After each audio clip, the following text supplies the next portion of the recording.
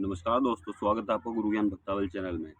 आज मैं आपको एक ज़रूरी जानकारी दूँगा। इस परेशानी से ना बहुत से भगत, बहुत से लोग, बहुत से मतलब कि हर घर परेशान है। हर दूसरा, तीसरा, चौथा घर तो परेशान है ही इस दिक्कत से, ठीक है?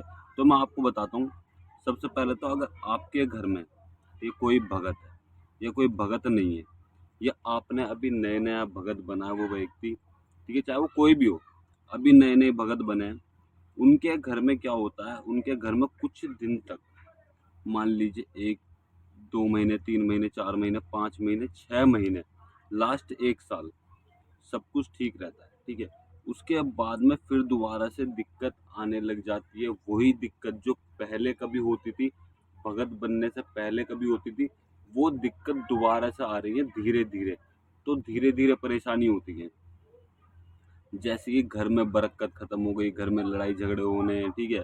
आपस में मनमुटाव होना, बात ना करना एक दूसरे से, इस तरीके की परेशानी आने लग जाती है। नौकरी छूट गई, काम धंधे बंद पड़ गए, तो इस तरीके की परेशानी आने लग जाती है, तो व्यक्ति हो जाता है बहुत ज़्यादा परेशान, ठीक है? उसे समझ में नहीं आता वो क्या करे। अब वो अपने गुरुजी के पास जाता है, ठीक है? गुरु उस्ताद के पास जाता है। गुरु उस्ताद कहते हैं कि भई आपके घर के देवी देवताओं की खोड़ है, आप एक काम करो, आप सेवा करो। अपने घर के देवी देवताओं की सेवा करो, वो आपको सेवा भी बताते हैं, ठीक है?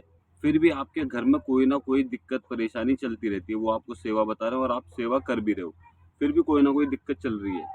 मान लीजिए आप सेवा कर रहे हो, ठीक है? आप सेवा कर रहे हो तो घर में सब कुछ थोड़ा-थोड़ा ठीक लग रहा है आपको, लेकिन कभी भी सेवा के बीच में मान लीजिए आपने 40 दिन की सेवा उठा ली, ठीक है? 40 दिन की आपने सेवा उठा ली किसी भी देवी-देवता की, आपके घर में जो भी देवी-देवता पूजते हैं, आपने उन्हों की 40 दिन की सेवा ले ली कि भई मैं 40 दिन सेवा करूँगा देवी-देवताओं की। आपके गुरु ने बोला कि भई इनकी सेवा करते रहिए जब तक मैं ना बोलूँ, इनकी सेवा करते रहिए या फिर 40 दिन का उन्होंने टाइम दिया आपको कि 40 दिन सेवा करिए और जो भी मंत्र बताया, उपाय बताए, जो भी तरीका बताया वो सब बोल दिया कि इसको करते रहिए जब तक घर में दिक्कत ठीक ना हो जाए। अब आप उस सेवा को भी कर लिया आपने। सेवा के बीच में भी कभी-कभार आपके घर में दिक्कत हो गई, ठीक है? हर दूसरे तीसरे दिन सपने आ रहे हैं अजीब से, ठीक है? घर में कोई ना कोई दिक्कत बनती जा रही है, मतलब कि कोई ना कोई परेशानी आती जा रही है सेवा के बीच में भी। आप फिर परेशान हो जाओगे सेवा से भी कि भई मैं सेवा करूँ, ये सब चीज़ छोड़ दूँ क्योंकि मैं तो परेशान हूँ ही। मेरे घर में बार-बार ये दिक्कत आ रही है तो मैं क्या करूँ, सेवा करूँ, नहीं करूँ? आपके मन में ना बहुत बेचैनी हो जाएगी कि मुझे करना क्या चाहिए? तो आज मैं आपको इन सब चीज़ों का ही जवाब दूँगा कि आपको करना क्या चाहिए, ठीक है? सबसे पहले तो आपको क्या करना, आपको अपने घर की पूछा दिखवानी है। अगर आपको खुद को देखनी आती है तो आप खुद भी देख सकते हैं। हाँ, आपको 1 या 2 बार में सही पूछा नहीं चढ़ेगी, सटीक पूछा नहीं पता चलेगी। आप ज़्यादा बार देखिए, 2 बार, 5 बार, 6 बार, 7 बार जितनी भी बार आप देख मतलब कि कई-कई बार आपको देखनी है। जब आपको एक ही पूछा पे मतलब कि एक ही चीज़ बार-बार, बार-बार चढ़ने लग जाए ना, तो समझ जाइएगा वही चीज़ है। अगर आपको इस पूछा में कोई कुछ और चढ़ा, दूसरी पूछा में कुछ और चढ़ा, तीसरी में कुछ और चढ़ा, चौथी में आपको कुछ और चढ़ा, तो ऐसे क्या होता है पूछा अलग-अलग होती रहती है। जब आपको एक ही चीज़ चढ़ने लग जाए, आपने जितनी भी बार पूछा देखिए आपको एक ही चीज़ चढ़ रही है, तो समझ जाइएगा वही चीज़ है। अब मैं बताता हूँ आपको ज़्यादातर ये दिक्कत होती क्यों है? आप पूछा देखो या मत देखो, आपको 100% ये दिक्कत परेशानी मिलेगी, चाहे आप खुद पूछा देखना, चाहे आप किसी और से दिखवाना। आपके घर में अगर आप किसी और से पूछा दिखवाते हो या आप खुद देखते हो, अगर आपके साथ भी ऐसा कुछ हुआ हो तो आप मुझे कमेंट करके ज़रूर बताइएगा। आपने पूछा देखी, तो पूछा में क्या चढ़ता है कि आपके घर के देवी-देवता की खोड़ है। आपने बाहर पूछा दिखवाई तब भी आपको ये पता चलेगा कि घर के देवी-देवता की खोड़ है। फिर आप पूछा देखोगे तो आपको पता चलेगा कि कर दिया किसी ने घर में किया हुआ है। तो कैसे किया हुआ है चलो ठीक है करा हुआ है, ठीक है।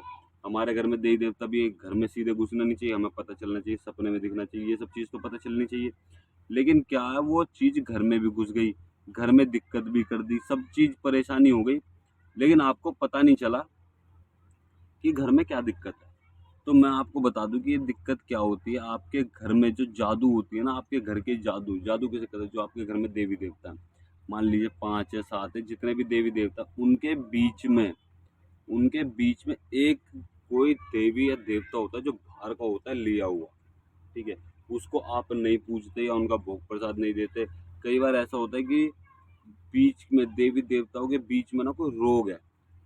किसी पहले के भगत ने किसी देवता से रोग उठाया होगा, उस रोग को हटाया नहीं, उस रोग को देवी देवता के बीच में ही दे दिया, ठीक है? तो वो रोग आपके पूरे घर में चलेगा।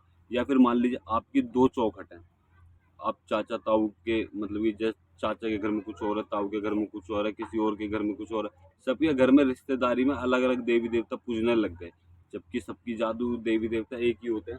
लेकिन कई बार ऐसा होता है कि एक देवता किसी एक गुरु ने, ठीक है, एक घर ने पूछ लिए, उन्होंने पूछ लिया अपने घर में, तो वो चीज़ क्या होगी, वो पूरे घर में चलेगी धीरे धीरे।